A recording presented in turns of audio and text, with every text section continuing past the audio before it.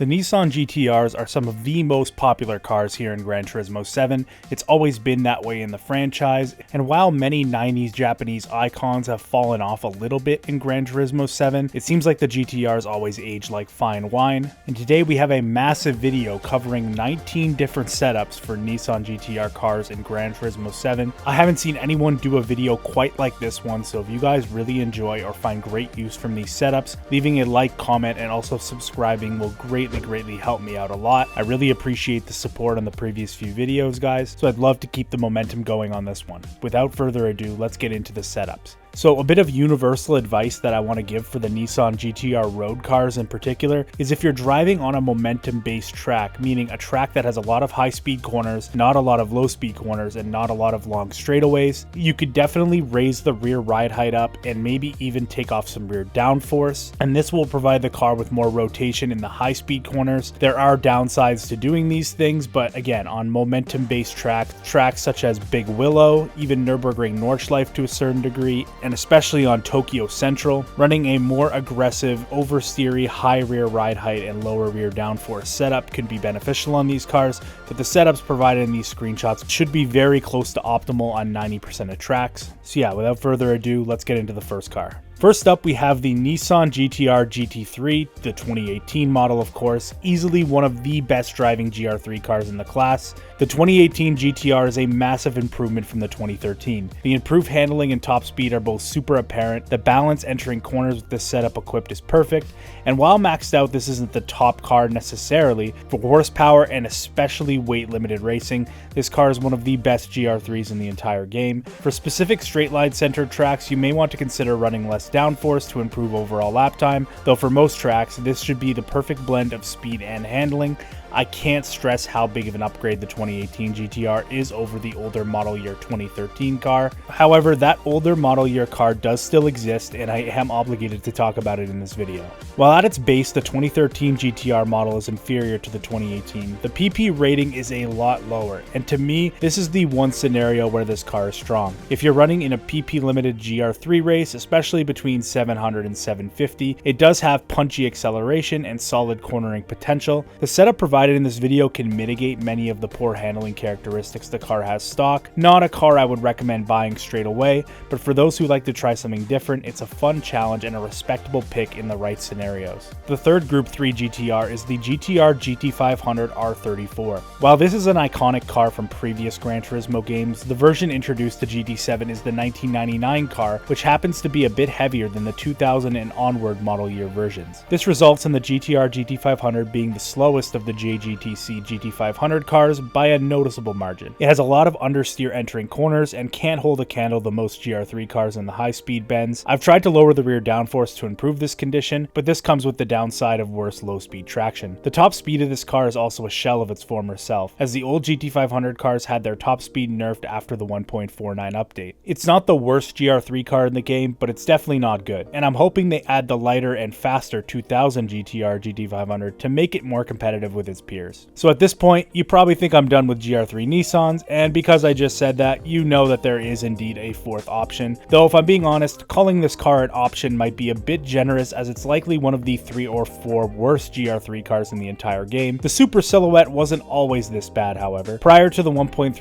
update, this car had unbelievably good high-speed cornering as well as top-tier top speed. What kept it from being overpowered in the early days was its poor acceleration from the extremely turbo-laggy V6 engine, but unfortunately, PD didn't agree that this car was balanced, and nerfed the car into the ground after the 1.31 update. The top speed became pathetic, the high speed cornering, though still decent, was nerfed heavily, and the acceleration was still just as bad as ever. It still drives decently well, but it's painfully slow. Despite the car's name, there's nothing super about it, and it's been relegated to a novelty rather than a proper contender. Very underwhelming considering this is the lightest car in the entire category, and yet another victim of PD's unnecessary physics and or car changes. On a bright lighter note, next up we have the GTR NISMO. This is straight up one of the most useful cars in the entire game, and it's really the tale of two beasts. On one hand, you have the Bugatti swapped version, which is the fastest street legal car in the entire game besides the Aston Martin Valkyrie. If you want to be annoying, you can use this. But where this car is much more versatile and enjoyable is its unswapped form. For any PP level between 700 and 830, this thing is ridiculously overpowered. Combine that with its amazing corner entry balance and easy four-wheel drive traction, the GTR NISMO is by my estimation the most popular road car in all of GT7, and likely the reason many of you are watching this video. I do believe I have the best build for this car hands down, so I really hope you guys enjoy it. Remember, if you're running on a high-speed cornering based track, you can raise the rear ride height or lower the rear downforce, and this will help quite a bit. But maybe you're bored of the GTR NISMO and want to try a different R35. This is where the GTR T-Spec comes in, which is a relatively new addition to GT7. The T-Spec drives very similarly to the NISMO, but it trades off a bit of downforce for a lighter weight. Combine this lightness with an improved power band from the V6 engine. Unswapped, this car is actually slightly faster than the unswapped GTR NISMO on many tracks. Where the T-Spec loses its advantage to the NISMO is with the Bugatti W16 swap. The extra downforce and braking performance of the NISMO swing the advantage back to the older model year car, but only by a little bit. Grasping at straws aside, this car lives up to every expectation thrown its way, and just like the NISMO, it's extremely overpowered. The latest addition to the GTR family in GT7 is the R34 Z-Tune, and though its 3 million credit price tag seems very steep for an old Nissan, this car is one of the best 800 pp cars in the game. In my 1.61 update video, I talked about how unbelievably stiff and hunkered down this car was, and if you're accustomed to driving GR3 cars, this car's handling will come more naturally to you than many other road cars would. If there's one weakness to speak of, the torque lower in the revs is seriously lacking, which is why this gearbox setting along with the rest of the overall package will definitely improve your Z-Tune experience. A very beginner friendly car, and of course a very overpowered car once again. Next up, we have the R34 GTR V-Spec and the R33 GTR V-Spec. I'm putting these two cars together because they drive very similarly to one another. The main differences being the R34 having 20 extra rear downforce as well as a 6th gear. Those differences aside, I feel these cars are just simply the best 90s JDM cars in GT7 by quite a wide margin. The balance entering and exiting corners is very positive but still controllable. There's a little body roll, especially in the front end, which gives the car a playfulness at low speed, and while the R33 is a little bit more eager to turn in than the R34, I find the R34 to be more predictable, which once again lends itself well to adding some extra rear ride height and taking off some rear downforce on select tracks. If you're driving these cars at 800 pp, the R33 will be the better option with no engine swap. But with the R92CP engine installed, an engine of which both cars get, the R34 becomes faster for 800 pp over the R33. Without PP rating in the equation, the R33 swap is slightly faster, but like I said, they are very similar and both top tier vehicles in their own right. I know I sound like a broken record, but these are must-own vehicles in my opinion and are very overpowered. Back into race car territory, we're going to go to the GTR GR2 2016 model. Through all the game updates and all the physics changes, one thing remains the same, and that's how unbelievably batshit these 2016 GR2 cars are. In the running for the most capable GT cars to ever grace the earth, this 2016 GTR in particular more closely resembles a GR1 car handling-wise than any of the older GR2 cars. With this setup equipped, the modern Super GT cars are really balanced and fun to drive, though the rear downforce can be adjusted depending on the track. On tracks with plenty of low-speed corners, typically you want more rear downforce to help put down the power from the 839 horsepower turbocharged engine.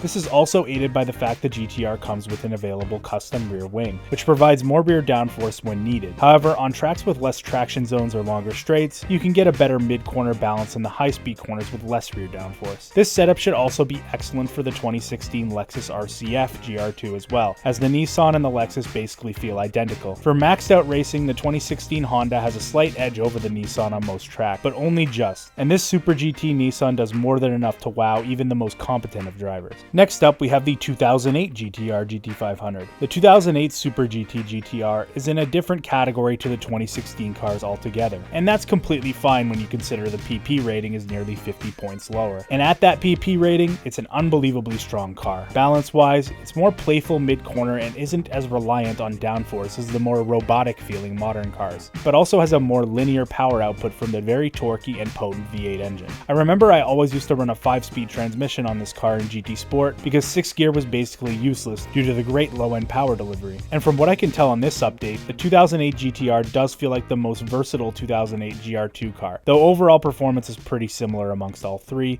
even maxed out. For those of you who want a nice step up from Group 3 cars, but aren't trying to drive something with no character, this is probably my #1 pick. Next up, we have the Nissan GTR R32 NISMO. They called this car Godzilla for a reason, because holy hell, for its time this car had to have been a spaceship. When the R32 NISMO released in GT7 midway through the game's life, it felt like it could walk on water. And once the R35 engine swap became available for it, I had to jump on the opportunity. And while I'm still an R32 NISMO truther, in the more recent updates, I've noticed this car has picked up a slight understeer, especially while on the brake. This can be mitigated with some setup changes, but I still get the sense that the car doesn't exactly want to rotate all that much entering corners, but it's hard to criticize it when for its PP, it's still unbelievably fast and a top tier 800 PP car without the swap as well. Overall, a super beginner friendly car with the real world racing pedigree that only legends are made of. Sign me up. The younger brother of the NISMO R32 is a beast as well. While the V-Spec doesn't have the pace of the swapped R32 NISMO, unswapped, both R32 models are very similar on the timesheet, which unless you care about fuel economy from the available R92CP V8 motor, I say I prefer the V-Spec R32 unswapped. Balance-wise, the V-Spec has a more neutral turn-in on the brakes than most four-wheel drive Nissans, which makes it not only super enjoyable, but also sneaky fast. Is it quite as fast as the R33 V-Spec at 800 PP?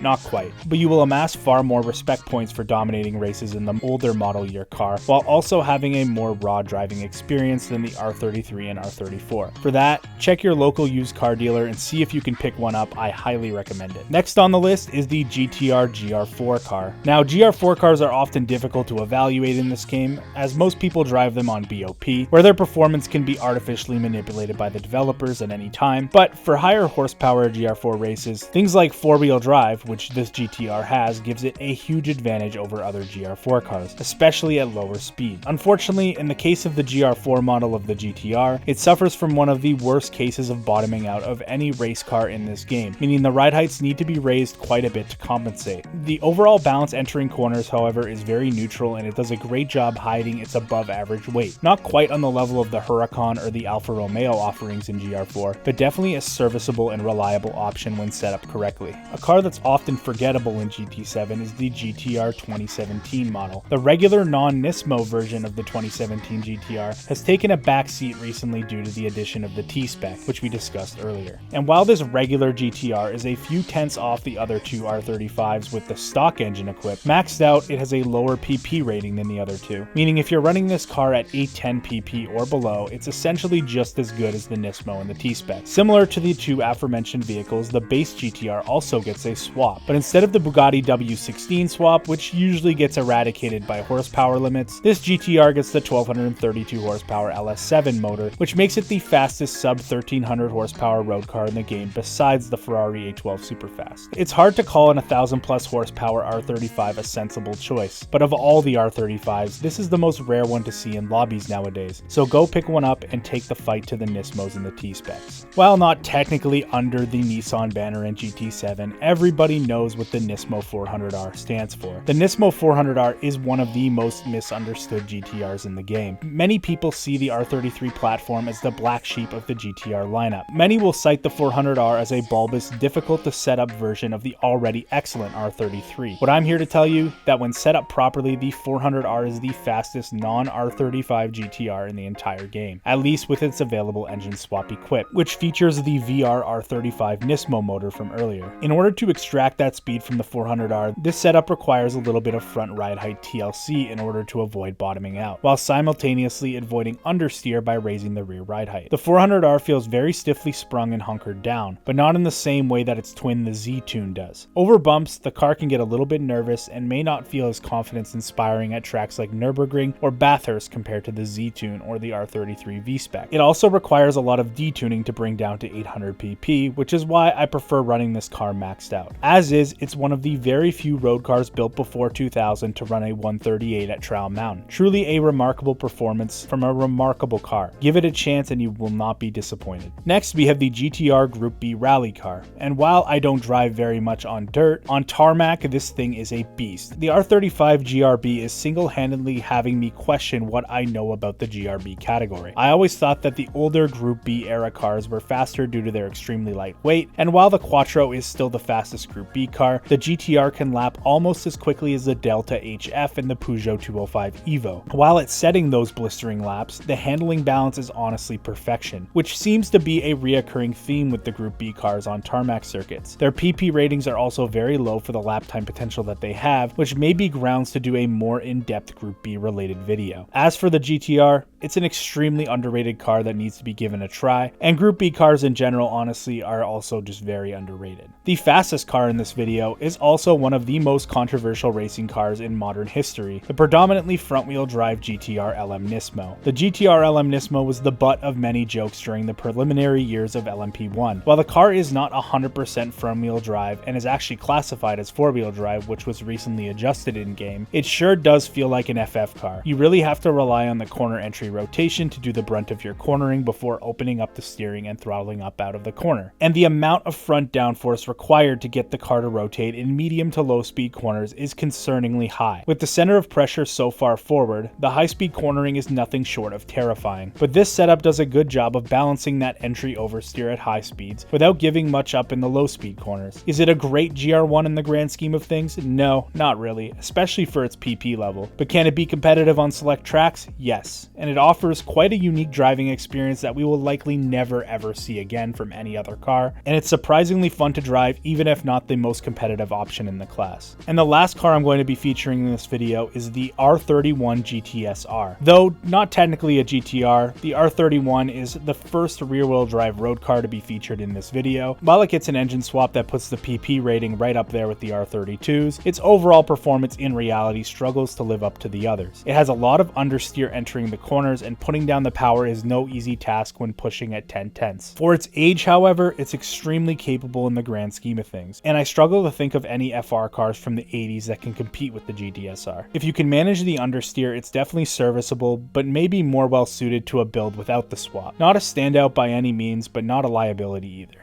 Well, we've made it to the end of all these tunes, guys. Normally at this point in the video, I would be doing a manufacturer rating, but because I haven't yet finished the video covering the non-Nissan GTRs, I'm going to be doing the Nissan manufacturer rating at the end of that video, so stay tuned and I'll do all of the other cars like the Silvias and the Zs and anything that's not really a GTR. I also will end up putting some of the older GTRs in that video since I couldn't fit all of that into this video. When I do the quick races, it can only fit 19 AI vehicles, so I'll definitely get on doing those older like 1970 model GTRs in a video here soon. But yeah, this video took a ridiculous amount of work. There are so many GTRs in this game. So if you guys could leave a like, comment, and also subscribe, once again, it really helps me out a lot. We're inching up on 10,000 subscribers and I'm so thankful and grateful for your guys' support. But without letting this video drag on too long, I hope you guys all have a fantastic night. It's been your boy Dude, and I'm out. Peace.